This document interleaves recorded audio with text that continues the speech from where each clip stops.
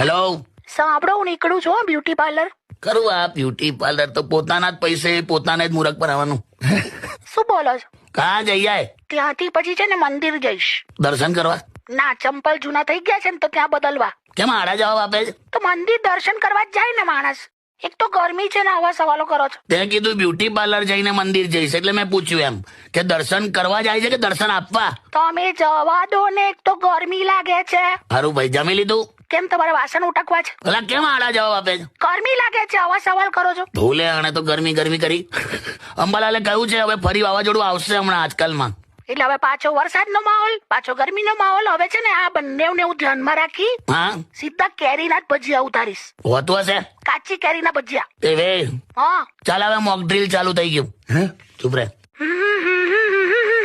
હા, એટલે 2-3 કલાક મોક ડ્રીલ